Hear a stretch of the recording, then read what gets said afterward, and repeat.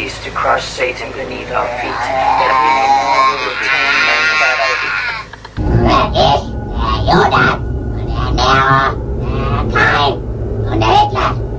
साल 1978 की बात है। अदालत में एक मुकदमा चल रहा था और ये आवाज़ें जो आपने सुनी ये वहीं गूंज रही थी। मैं हिटलर की आत्मा हूँ, मैं नीरो की आत्मा हूँ, मैं शैतान की आत्मा हूँ। ये आवाज़ें एक टेप रिकॉर्डर से आ रही थी। एक लड़की की आवाज़ जो पहले ही मर चुकी थी। अब बस फैसला होना बाकी था। फैसला इस बात का कि लड़की की मौत का दोषी कौन है। वो आत्माएं जिनका वो दावा कर रही थी कि उसके अंदर है, या उसके माँ बाप जो उसे इस नर्क से बचाना चाहते थे। दोस्तों, क्या दुनिया में भूत पिशाच होते हैं? इस पर अलग अलग लोगों के अलग अलग जवाब हो सकते हैं। कुछ लोग भूत प्रेत की घटनाओं में यकीन करते हैं और कुछ इसे वहम मानते हैं। लेकिन आज हम आपको एक ऐसी सच्ची घटना बताने जा रहे हैं जो सच है, और इसे जानकर शायद आपको आत्माओं पर यकीन होने लगेगा। ये कहानी जर्मनी के बवारिया शहर की रहने वाली एनेलीज मिशेल की है।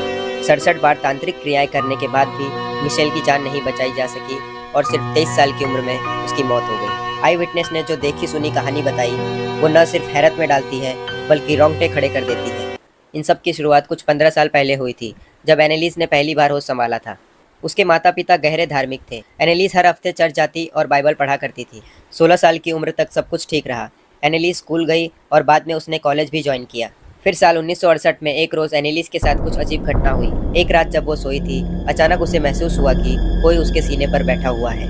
एनेलीज बहुत डर गई, लेकिन उसके माँ बाप ने इसे एक बार की बात मानकर टाल दिया। ठीक साल भर बाद एक रात फिर से एनेलीज को लगा कि कोई उसे दबा रहा है। अब की बार उसके माँ बाप उसे डॉक्टर के पास ले गए। डॉक्टर ने कई टेस्ट किए, लेकिन उन्हें कोई दिक्कत नज़र नहीं आई। उन्होंने इसे डर का दौरा मानकर उसे घर भेज दिया। अगले कुछ महीनों एनेलीज में एक के बाद एक ऐसे दौरे आए तो डॉक्टर ने उसे दवाई देना शुरू कर दिया। कई साल तक दवाइयाँ चली, लेकिन एनेलीज की हालत में कोई सुधार ना आया। उसे बार बार दौरे आते रहे, बल्कि चीज़ें और ख़राब होती गई। एनेलीज के अनुसार सोते हुए उसे बिस्तर में खटखट की आवाज़ आती थी। उसे लगता था कमरे में उसके अलावा भी कोई है। उसने अपनी माँ को बताया कि कोई उससे कहता है वो नर्क में जाएगी। एक रोज़ एनेलीज की माँ ने उसे वर्जिन मैरी की मूर्ति को घूरते हुए देखा। जब वो पलटी तो एनेलीज की माँ के अनुसार उसकी आंखें एकदम काली थी। सितंबर 1973 में उसने डॉक्टर को बताया कि उसे शैतानी चेहरे दिखाई दे रहे हैं और उसे ऐसा लग रहा है मानो शैतान उसके अंदर है। दवाइयों से उसे अब भी कोई फ़ायदा नहीं हो रहा था। डॉक्टर बता रहे थे कि उसे टेम्पोरल लोब एपिलेप्सी यानी मिर्गी की बीमारी है। उन्होंने उसे और ताकतवर दवाएं देने का फैसला किया, लेकिन उनसे भी कुछ फ़ायदा ना हुआ, बल्कि दिन पर दिन उसका बर्ताव और अजीब होता गया। साल 1975 तक उसने खाना पीना छोड़ दिया था। वो रात भर जागती रहती और कोई मक्खी या मकड़ी दिख जाए तो उसे अपने मुंह में डाल लेती, जैसा आप इस फुटेज में देख सकते हैं।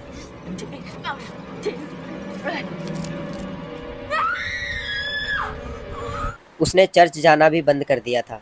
वो कहती थी चर्च की ज़मीन से उसके पाँव जलते हैं। उसका वजन आधा हो गया था और उसकी हालत दिन पर दिन बिगड़ती जा रही थी।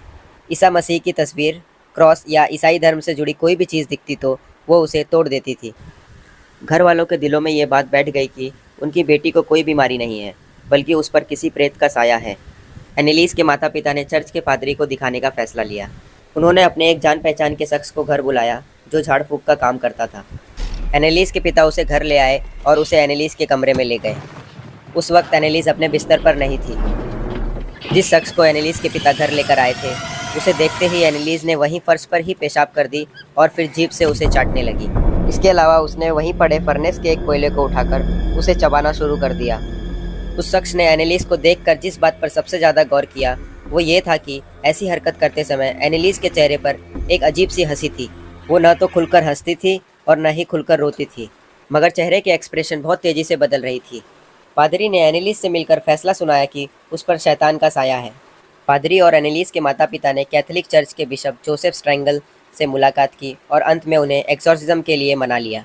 बिशप जोसेफ स्ट्रेंगल ने एक और पादरी एर्नोल्ड रेंज को एक्सॉर्सिज्म की जिम्मेदारी सौंपी। यहाँ से शुरू हुआ यातनाओं का एक लंबा दौर, जिसमें एनेलीज के ऊपर 67 बार एक्सॉर्सिज्म किया गया।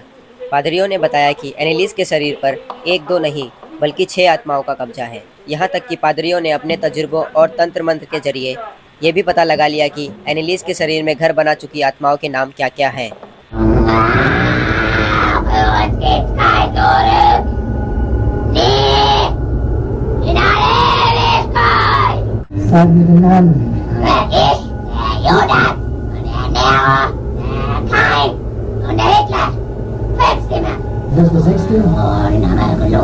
नीरो, जो कि रोमन साम्राज्य का बहुत ही क्रूर शासक था। जूडस इस्कैरियोट, जूडस जीसस के 12 शिष्यों में से एक था और यही वो शख्स था जिसने भगवान जीसस के साथ धोखा किया था, सिर्फ 20 चांदी के सिक्कों के लिए। केन, हम सब जानते हैं एडम और ईव के 2 बेटे थे, जिसमें बड़े बेटे का नाम केन था और छोटे बेटे का एबेल।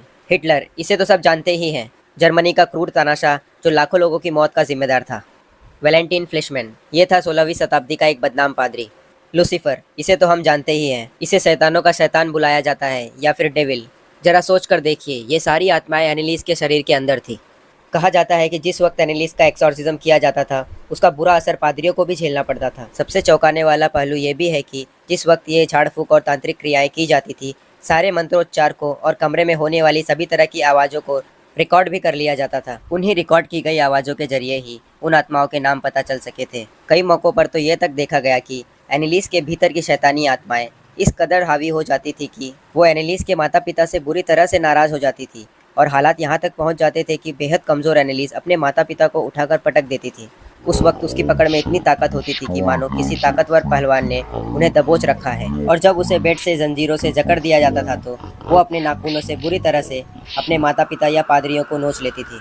पादरी से मिलने के बाद उसने दवाइयाँ खाना छोड़ दिया, जिससे उसकी हालत और बिगड़ती गई। जून 1976 तक उसका चेहरा धंस चुका था, बाकी शरीर बस हड्डियों का कंकाल लगने लगा था। इसके बावजूद उसने डॉक्टर के पास जाने से इनकार कर दिया। 30 जून 1976 को उसके साथ आखिरी बार एक्सॉर्सिज्म किया गया, जिसकी ओरिजिनल ऑडियो क्लिप्स अभी आप सुनने वाले हैं।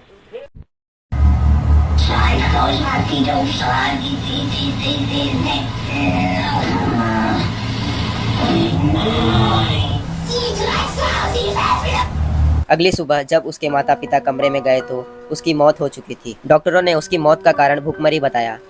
एनेलिस की मौत के बाद पुलिस ने उसके माता पिता और पादरियों पर गैर इरादतन हत्या का केस दर्ज किया।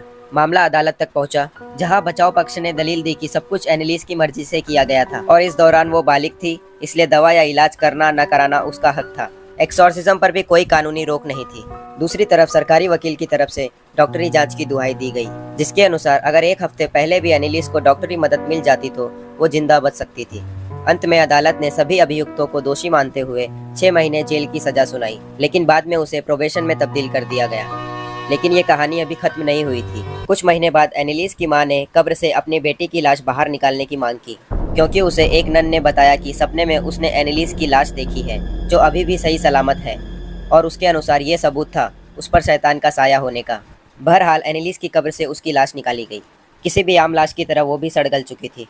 एनेलिस की कहानी इतनी मशहूर हुई कि आगे जाकर उस पर एक फिल्म भी बनी। 2005 में आई एक्सॉर्सिज्म ऑफ एमिली रोज की कहानी एनेलिस पर ही आधारित थी।